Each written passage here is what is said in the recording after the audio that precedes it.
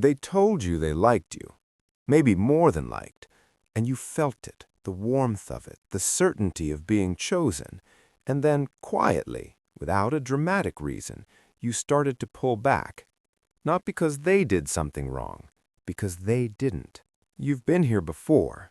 Someone consistent shows up, someone who texts back without making you wait, who says what they mean, who doesn't disappear for 3 days and reappear like nothing happened. And instead of relief, you feel something closer to unease, a low hum of restlessness you can't quite place. You tell yourself you need more time. You tell yourself the timing is off. You tell yourself there's nothing wrong with them, they're just not quite right for you. You call uncertainty love. You call availability pressure. You call someone choosing you clearly a reason to look for the exit. Notice what happens in your body when someone pursues you too openly. There's no tension to decode, no signal to analyze, no moment where you lie awake at 1 a.m. trying to figure out where you stand, no ambiguous message to read 3 times looking for a hidden meaning.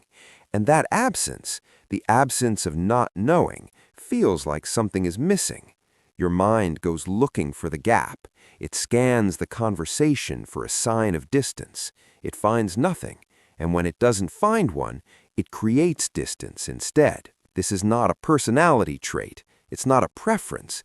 It's a pattern your nervous system learned before you had language for it. The first relationships you had, the ones you didn't choose, the ones that came before you understood what relationships were, those set the baseline. If those early connections came with inconsistency, with warmth that appeared and disappeared without explanation, with love that had to be earned through performance or patience or silence, your system didn't just adapt to that.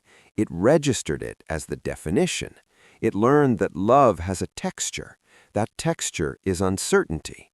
That the moment of relief, when they finally come back, when they finally soften, when they finally choose you after a moment of not choosing you, that moment is what closeness is supposed to feel like. And now someone offers you closeness without the weight.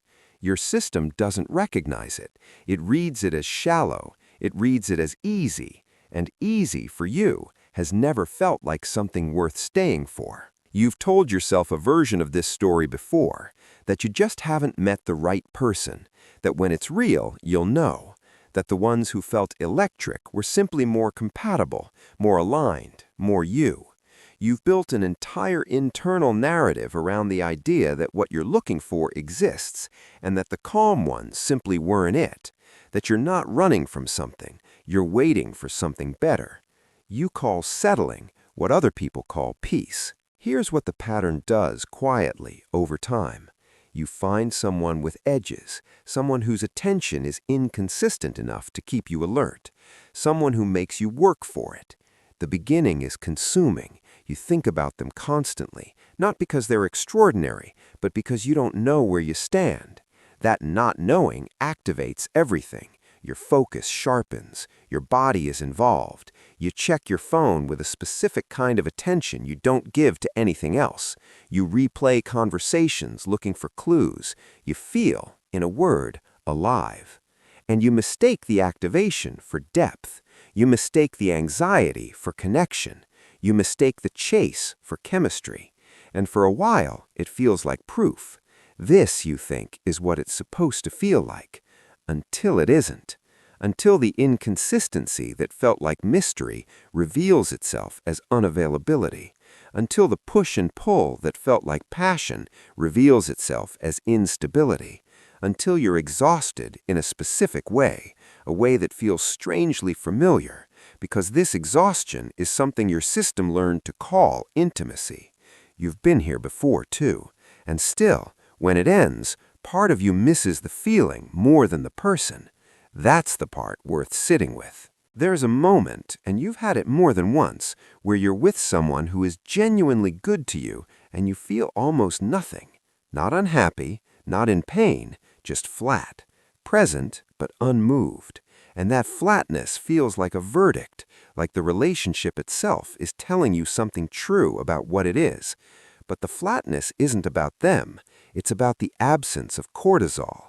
Your system is calm, and calm for you has never felt like love. It's felt like the pause before something goes wrong, like the quiet before the distance returns. So you stay half present, waiting for the disruption that doesn't come. And when it doesn't come, you manufacture it, a small withdrawal, a test you don't admit as a test, a moment of coldness you explain as needing space. You are not trying to destroy it. You are trying to make it feel real. You are not someone who doesn't want to be loved. That's not what this is. You want it with a precision that most people don't. You've thought about it more than you've admitted. You've felt its absence with a specific kind of ache that tells you exactly how much it matters. You know the kind of love you're looking for. You can describe it in detail. The problem is that what you're looking for and what you're drawn to have almost nothing in common. What you're drawn to is the feeling of almost having it, the reaching, the uncertainty, the specific electricity of someone who hasn't decided yet, someone whose attention, when it finally arrives, feels earned, because you waited for it, because you weren't sure it was coming. You call it passion. It's anxiety with better lighting. The shame in this is quiet, because you're not naive. You've seen the pattern. You've probably named it in someone else before you named it in yourself. You've watched a friend chase someone unavailable and thought clearly from the outside exactly what's happening. And still, when the feeling comes, when someone unavailable looks at you in a certain way, the system responds before the understanding does. The body moves first. The recognition is instant. The mind explains it later, and the explanation always sounds reasonable. That's not weakness, that's calibration.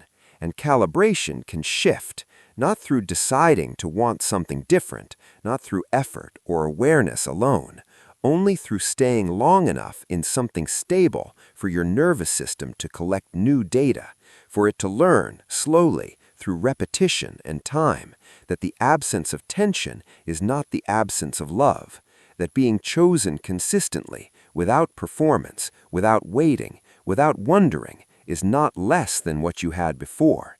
It's just unfamiliar. And unfamiliar for a system trained on chaos will always feel like less, until it doesn't. You don't need to fix anything right now. You just needed to see the mechanism clearly. The person who was good to you, the one you left because something felt missing, somewhere beneath the explanation you gave yourself, you already know what actually was missing. It wasn't chemistry. It wasn't depth. It wasn't the right timing or the right version of you. It was chaos, and you're starting, slowly, to notice the difference between a feeling that's familiar and a feeling that's true. That's not a small thing. That's where it starts. Stay here if you want to keep going.